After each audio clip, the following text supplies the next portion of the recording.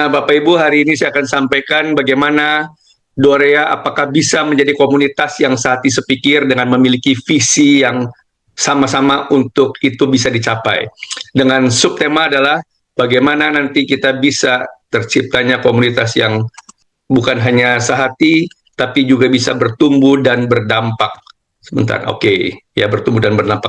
Saya akan bacakan Amsal 14 ayat 1 sampai 12. Perempuan yang bijak mendirikan rumahnya, tetapi yang bodoh meruntuhkannya dengan tangannya sendiri. Siapa berjalan dengan jujur, takut akan Tuhan. Tetapi orang yang sesat jalannya menghina dia. Di dalam mulut orang bodoh ada rotan untuk punggungnya. Tetapi orang bijak dipelihara oleh bibirnya.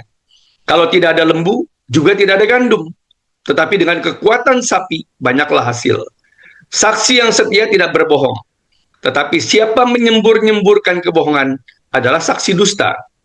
Si pencemooh mencari hikmat, tetapi sia-sia. Sedangkan bagi orang berpengertian, pengetahuan mudah diperoleh. Jauhilah orang bebar, karena pengetahuan tidak kau dapati dari bibirnya. Mengerti jalannya sendiri adalah hikmat orang cerdik, tetapi orang bebal ditipu oleh kebodohannya. Orang bodoh mencemoohkan korban tebusan, tetapi orang jujur saling menunjukkan kebaikan. Hati mengenal kepedihannya sendiri, dan orang lain tidak dapat turut merasakannya. Rumah orang fasik akan musnah, tetapi kemah orang jujur akan mekar.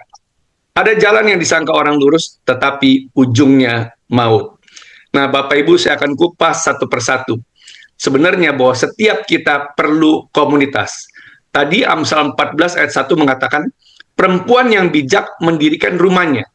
Bicara tentang bijak, kita ingat 5 gadis bodoh dan 5 gadis bijak. Artinya bijak, kita senantiasa harus membawa minyak, yaitu api Roh Kudus. Ya, tujuannya apa? Supaya kita tetap bisa menyala-nyala untuk sampai di tujuan akhir. Karena goal kita bersama adalah untuk masuk dalam kerajaan surga. Jadi, kenapa perlu komunitas? Yang pertama, komunitas itu tempat saling menguatkan. Yang kedua, komunitas yang kuat ini yang bisa mendukung kita masuk kerajaan surga. Bapak Ibu, ada banyak komunitas, tapi balik lagi, apakah komunitas itu bisa mendukung kita untuk masuk ke dalam kerajaan surga? Yang kedua, kita akan lihat Amsal 14 ayat 2. Siapa berjalan dengan jujur, takut akan Tuhan. Tetapi orang yang sesat jalannya menghina dia.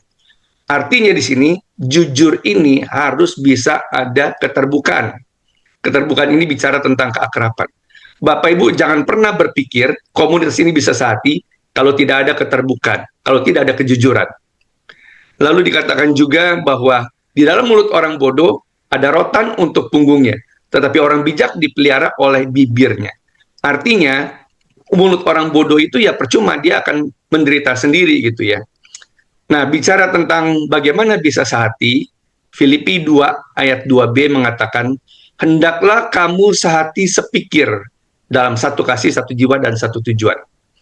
Bapak Ibu, nggak mungkin kita punya suatu tujuan kalau belum sehati sepikir.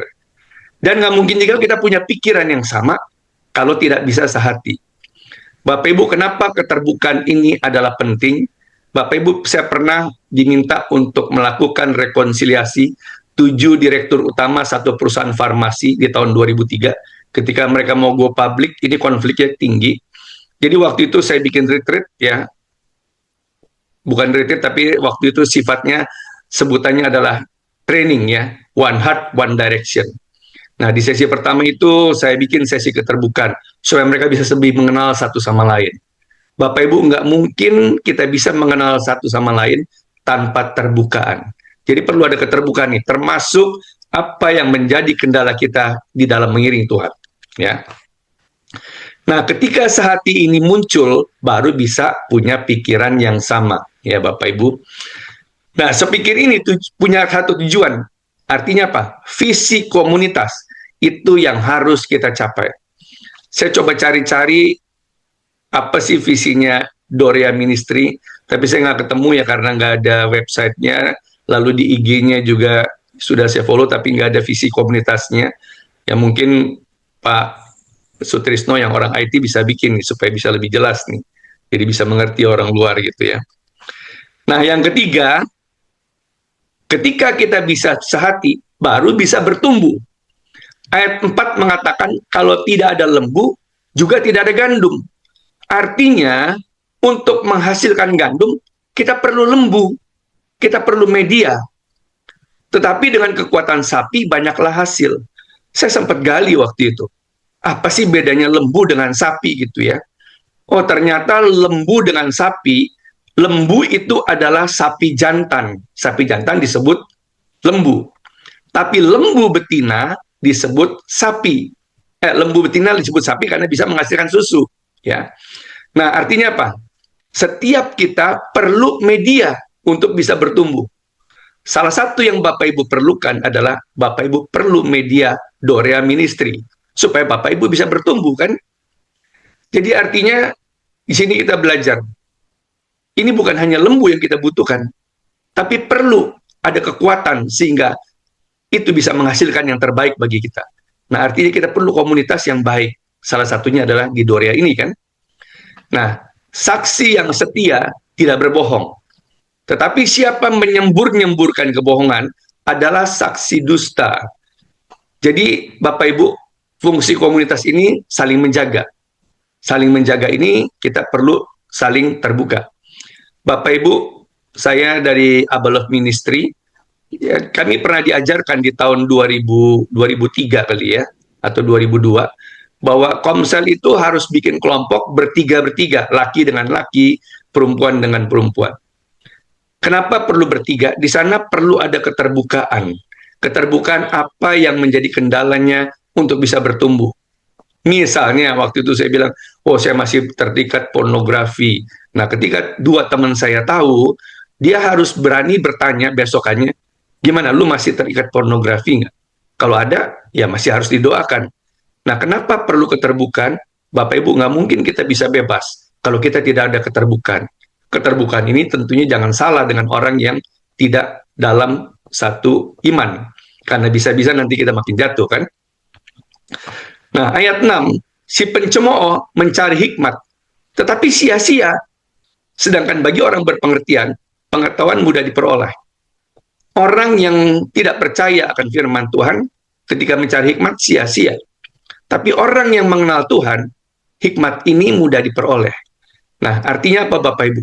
Setiap kita di dalam komunitas ini, kita harus mau belajar. Bukan hanya mau belajar, tapi juga mau diajar, mau dibentuk. Tanpa kita mau diajar, tanpa kita mau dibentuk, nggak mungkin kita bisa bertumbuh. Masuk ke yang keempat, ya, kiat mengatasi kendala bertumbuh. Bapak Ibu, ketika kita bertumbuh pasti ada aja kendalanya kan, ada hambatan yang bikin kita jatuh kembali. Ayat 7 mengatakan, jauhilah orang bebal, karena pengetahuannya tidak kau dapati darinya. Nah, Bapak Ibu, ketika dalam komunitas ini, ada orang yang nggak mau berubah, ya udah jangan dipaksa. Ya, karena ketika orang dipaksa, nggak mungkin. Bapak Ibu sama seperti dalam pelayanan. Jangan paksa orang untuk masuk dalam pelayanan, kalau hatinya belum ada untuk melayani. Ketika hatinya tidak ada untuk melayani, ketika hatinya tidak ada dalam komunitas, nggak mungkin dia bisa melayani dengan baik. Nggak mungkin dia bisa menjadi anggota komunitas yang baik juga. Jadi makanya di sini katanya, kalau ada orang bebal, ya udah nggak usah dipaksa gitu loh, untuk dia berubah. Ayat 8, mengerti jalannya sendiri adalah hikmat orang cerdik. Tetapi orang yang bebal ditipu oleh kebodohannya. Nah Bapak Ibu, di sini kita belajar, bahwa kita harus tahu nih, bagaimana jalan kita untuk kita bisa masuk dalam goal, masuk dalam kerajaan surga, ya, supaya kita jangan sampai menjadi orang yang bodoh seperti 5 gadis bodoh tadi kan. Nah, sekarang kita refleksi, Bapak Ibu, saya ajak refleksi, jalan mencapai tujuan akhir ini apakah mulus atau tidak? Kalau nggak mulus, berarti kita perlu komunitas. Tapi untuk kita bisa bertumbuh dalam komunitas, kita perlu terbuka. Kita perlu terbuka dalam teman komunitas kita untuk dia bisa membantu kita bertumbuh. Ayat 9, orang bodoh mencemoohkan korban tebusan. Siapa korban tebusan? Yaitu Yesus sendiri nantinya. Karena ini masih di perjanjian lama, kan di Amsal. Orang bodoh mencemoohkan korban tebusan. Sama, kondisi saat ini juga, orang yang nggak percaya korban tebusan, ya sia-sia hidupnya. tetapi orang jujur saling menunjukkan kebaikan. Nah, di dalam komunitas kita perlu saling mendukung, Bapak Ibu sekalian. Jadi yang paling penting adalah bagaimana sikap anggota komunitas. Kita satu sama lain harus menunjukkan buah-buah roh, ya, supaya kita bisa saling bertumbuh dan menguatkan.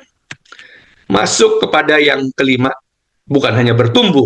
Bapak Ibu, hidup kita jangan hanya untuk diri kita sendiri, tapi kita refleksi apakah kita hidup sudah berdampak bagi banyak orang lain. Saya punya visi dari dulu bagaimana saya bisa hidup berdampak. Karena saya punya visi bagaimana mengkaderkan orang untuk bisa menjadi para pemimpin. Nah, jadi saya berpikir hidup ini harus berdampak, ya. Makanya salah satu yang saya lakukan adalah ketika saya ngajar di kampus, ya, itu tujuan saya bukan cari uang di sana. Uangnya emang nggak ada kalau ngajar di kampus, ya. Tapi balik lagi berdampak, menjangkau anak muda, gitu ya. Hati mengenal kepedihannya sendiri dan orang lain tidak dapat turut merasakan. Nah, Bapak Ibu, komunitas ini tempat untuk saling memperhatikan. Bapak Ibu, pasti di dalam komunitas ada orang yang susah. Sama, kita juga seringkali bisa jatuh kan, bisa dalam kondisi lemah gitu ya. Bapak Ibu, orang lain tidak bisa merasakan apa yang menjadi kepedihan hati kita sendiri. Tapi kita perlu berbagi kepada teman-teman komunitas supaya mereka bisa mendukung. Nah, sama Bapak Ibu, ketika ada orang lain yang ada dalam kepedihan, kita sebagai anggota komunitas perlu untuk memperhatikan orang tersebut. Ya, ini salah satu supaya anggota komunitas itu bisa berdampak. Ayat 11, rumah orang fasik akan musnah, tetapi kemah orang jujur akan mekar. Bapak Ibu, kalau kita baca pelajari di Alkitab, kemah itu bicara tentang, dalam tanda petik, rumah kita sementara di dunia. Kenapa kemah? Bapak Ibu kalau camping kan pakai tenda kan, karena nanti akan dibongkar kembali.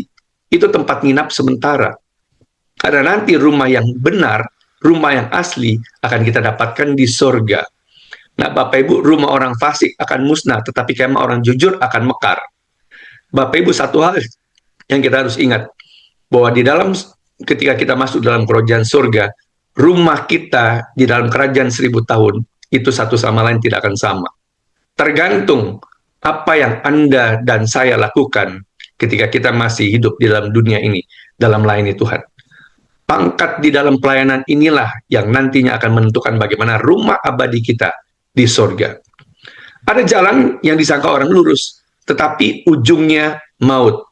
Nah, Bapak Ibu, dampak komunitas ini, ya, dampak komunitas yang saling memperhatikan, maka komunitas ini akan makin besar.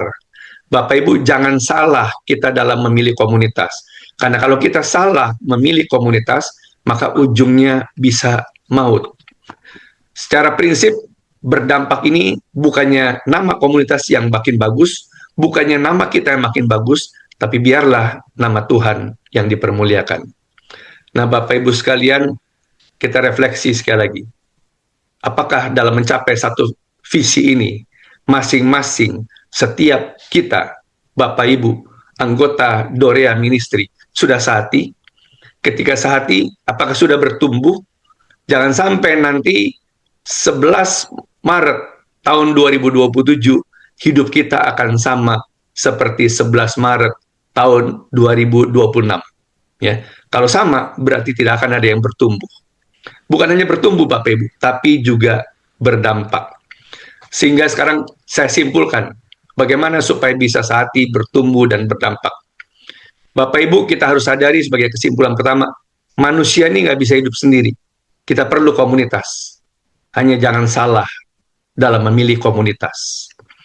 Yang kedua, ketika kita sudah hidup dalam komunitas, kita harus punya waktu, sediakan waktu, dan bukan hanya waktu, tapi komitmen untuk berkomunitas. Bapak Ibu, saya punya satu prinsip, moto hidup saya, lebih baik kepagian daripada terlambat. Sejak tahun 96 sampai hari ini, saya terlambat hanya 14 kali di dalam semua aspek kehidupan saya. Ya, 30 tahun Bapak Ibu ya. Kenapa tahun 96? Karena waktu itu turning point, ada perubahan yang saya harus lakukan waktu itu ya. Jadi janji dengan siapapun juga, termasuk ibadah, saya tidak pernah terlambat. Kenapa komitmen waktu ini penting? Bapak Ibu jangan pernah berpikir kita bisa mendisiplinkan orang lain kalau kita tidak bisa mendisiplinkan diri kita sendiri. Nah, Bapak Ibu sekalian, kita harus ingat bahwa orientasi komunitas ini harus berpusatkan kepada Kristus. Ketika saya jadi konsultan ya gereja-gereja, gereja Katolik, lalu gereja Kristen tapi yang non karismatik, sampai ke gereja Kristen yang karismatik dan makin ngeroh, saya perhatikan kenapa ya gereja ketika karismatik ini kok pekerja-pekerjanya konfliknya makin tinggi. Sampai akhirnya saya diskusi dengan salah satu hamba Tuhan dan akhirnya kami sepakat menemukan satu jawaban, bahwa ketika kita hidup dalam pekerjaan Roh Kudus, maka godaan setan untuk memecah belah dari setiap kita itu makin tinggi. Jadi artinya Bapak Ibu, bahwa orientasi komunitas ini harus berpusatkan kepada Kristus. Kita lihat jari-jari sepeda ini. Bapak Ibu, titik merah ini saya anggap adalah 5 orang yang ada dalam komunitas. Ketika 5 orang ini berada dalam jari-jari yang jaraknya jauh dari titik pusat jari-jari, asnya roda, maka di situ keakraban tidak ada. Konflik rawan pecah. Tapi balik lagi, ketika mereka makin dekat dengan Kristus, maka hubungan akan makin dekat. Jadi artinya apa Bapak Ibu? Perlu ada keakraban supaya ada one heart, one direction. One heart, one direction. Itu retreat yang sering kali kami lakukan ketika harus membuat rekonsiliasi, membuat kesatian di antara pengurus setiap gereja. Nah, Bapak Ibu masuk yang keempat. Ketika kita masuk berpusat kepada Kristus, maka saya percaya kita bisa bertumbuh. Tapi tidak diharapkan hanya bertumbuh bagi diri sendiri, tapi juga bisa berdampak. Berdampak seperti apa? Berdampak sesuai dengan visi komunitas masing-masing. Nah, yang kelima, tujuan akhirnya adalah supaya orang bisa melihat ada Tuhan Yesus yang hidup dalam diri kita.